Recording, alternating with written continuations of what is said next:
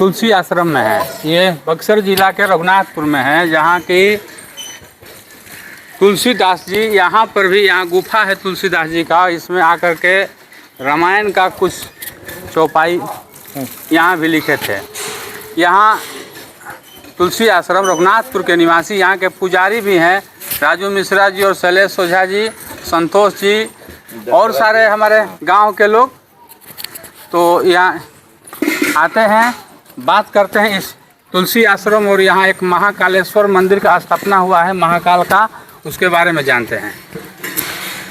जी, सबसे पहले तो धन्यवाद आपका और आपके चैनल के माध्यम से सभी दर्शक लोगों को नमस्कार मेरा। जैसा कि आप सब लोग जानते हैं, कई सारी ऐसी चीज़ें हैं यहाँ के बारे में जो अभी भी कुछ लोगों को नहीं मालूम है। तो मैं आपको बता दूं कि ये जो तुलसी आश्रम रघुनाथपुर है, अपने आप में बहुत ही महत्वपूर्ण धार्मिक, ऐतिहासिक और पौराणिक रूप से बहुत ही महत्वपूर्ण स्थल है। और ये सौभाग्य की बात है कि बक्सर जिला में एक ऐसा गांव है जिसका संबंध डायरेक्ट रूप से प्रभु श्री राम और उनके आचरण को मर्यादा पुरुषोत्तम राम कहा गया है, लेकिन मर्यादा पुरुषोत्तम से पहले प्रभु श्री राम केवल राजकुमार राम थे। अयोध्या के राजकुमार राम थे, वो राम लला थे। जब वो बक्सर में आए तो विश्वामित्र के सानिध्य में आकर वो मर्यादा पुरुषोत्तम राम कहलाए। और उससे भी बड़ा महत्वपूर्ण रोल तब शुरू होता है जब उस मर्यादा पुरुषोत्तम राम के चरित्र को जन जन तक पहुंचाया गया। और वो पहुंचाया गोस्वामी तुलसीदास जी ने सरल सुलभ भाषा में, अवधी भाषा में, जिसमें भोजपुरी का भी मिश्रण है, हिंदी का भी मिश्रण है, उस भाषा में उन्होंने रामचरितमानस का लेखन किया और वो जन जन तक पहुंचा। तो ये रघुनाथपुर ऐसी धरती है जिसे तुलसीदास जी ने अपना तपोभूमि बनाया। और ऐसी मान्यता है, सरकारी रिकॉर्ड में भी इस चीज़ का उल्लेख है कि गोस्वामी तुलसीदास। सबसे बड़ी बात है कि शिव का आराध्य राम जो राम जानकी हैं और महाकालेश्वर का भी स्थापना हो चुका है इस नगर में। और यहाँ जो शिवलिंग है ये गौमुखी अर्घा है और पूरा शाहाबाद में गौमुखी अर्घा शायद कहीं नहीं। ये भी तो आप सरकार से क्या चाहते? देखिए, ऐसा भव्य और अद्भुत संगम स्थल आपको कहीं नहीं मिलेगा। ये शैव और वैष्णव संप्रदाय का अनूठा संगम स्थल है।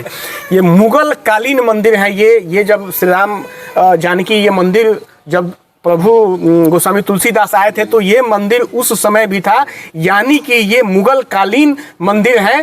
गोस्वामी तुलसीदास जी ने यहाँ अपना तपोस्थली बनाया और उसके बाद अभी वर्तमान में यहाँ ऐसे ऐसे मूर्धन्य और धर्मानुरागी हो रहे हैं कि यहाँ महाकाल का मंदिर बना है। और आप देख रहे हैं कि उसके बाद से यहाँ धार्मिक गतिविधियाँ कितनी बढ़ गई हैं।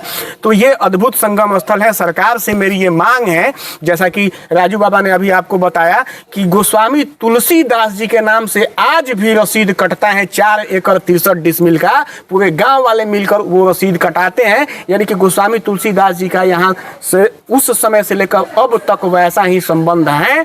और मैं सरकार से ये मांग करता हूँ कि इस जगह को पर्यटन स्थल के रूप में चिन्हित करके विकसित किया जाए, क्योंकि उनका खुद का गजेटियर, सरकारी गजेटियर 1963 का भाग 3 अध्याय 13 के 669वें पेज पर इस चीज़ का उल्लेख है कि गोस्वामी तुलसीदास जी यहाँ रहा करते थे। उनकी तपोस्थली है, यहाँ रहते हुए उन्होंने उत्तरकांड के कुछ अंशों की रचना की थी। तो ये मेरा माननीय मुख्यमंत्री जी से और ये भारत सरकार से भी आग्रह है, पर्यटन मंत्रालय से आग्रह है कि इस स्थल को पर्यटक स्थल के रूप में चिन्हित करके विकसित किया जाए और बाबा बरमेश्वर नाथ से लेकर महाकालेश्वर नाथ तक कॉरिडोर का निर्माण हो और तुलसी स्थान को रामायण सर्किट से जोड़कर इसका एक प्रमुख पड़ाव के रूप में विकसित किया जाए।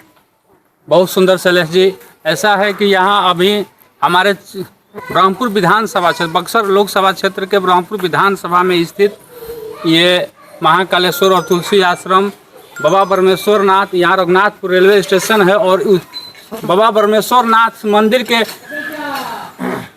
1 से 1.5 किलोमीटर बगल में लगभग 1 मील के आसपास वहाँ गोकुल जलाशय है, जो कि अभी जलाशय के लिए केंद्रीय मंत्री अश्विनी कुमार चौबे जी ने 62.5 करोड़ रुपया का वहाँ फंडिंग किए थे। उस ये तीनों जो क्षेत्र है इसको अगर पर्यटन केंद्र में बदला जाए, पर्यटन केंद्र के दृष्टि से ये बहुत ही सुंदर होगा। इसके लिए केंद्र सरकार और राज्य सरकार अगर इस पर पहल करता है जाए, बाकी किस रूप में, किस नज़रिए में आप लोग देख रहे हैं, कमेंट में ज़रूर बताएं। जय हिंद, जय भारत।